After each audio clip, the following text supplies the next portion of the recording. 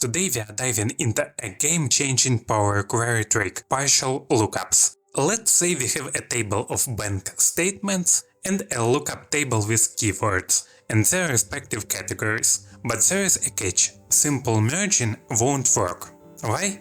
Because a single transaction description might not match a keyword exactly. So how do we handle this? Power Query to the rescue. First, let's import the bank statements into Power Query. Now we'll bring in the lookup table by copying the formula for the bank statements and pasting it as a new step. Just update the name to keywords and voila!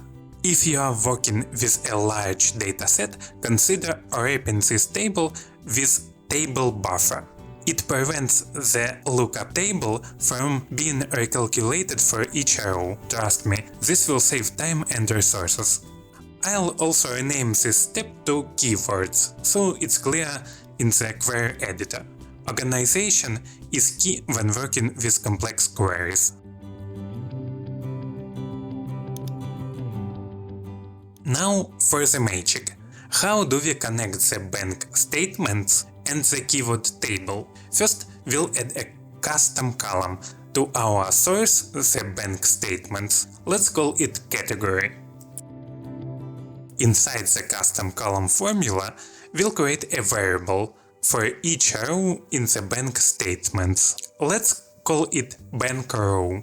Then we use the table select rows function to filter the keywords table for rows where the description contains a keyword.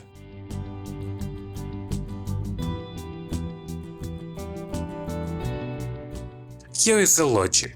The first argument is the current row's description from the bank statements. The second argument is the keyword from the lookup table.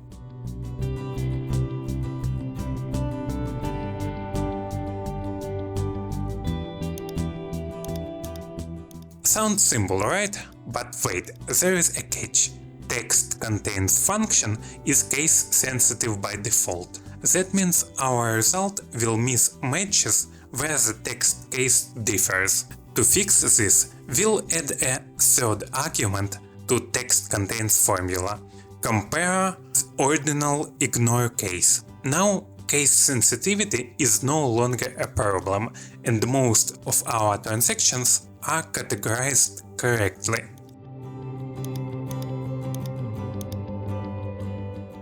At this stage, you'll notice nested tables in your results. Expanding this directly? Bad idea. Why? Because some descriptions might match multiple keywords, leading to duplicate results. Instead, we need to grab only the first match. To do this, we'll add a 0 in curly braces to the end of our formula to access the first row, and category in square brackets to pull the category. Pro tip: make sure your keywords are sorted from the most specific to the most general for accurate results.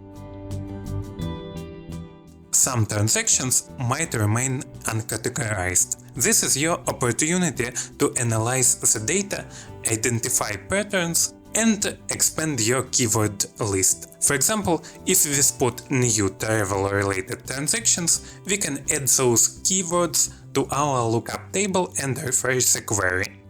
Oh, and don't forget about those pesky errors in uncategorized rows. Use a try otherwise statement to handle them gracefully.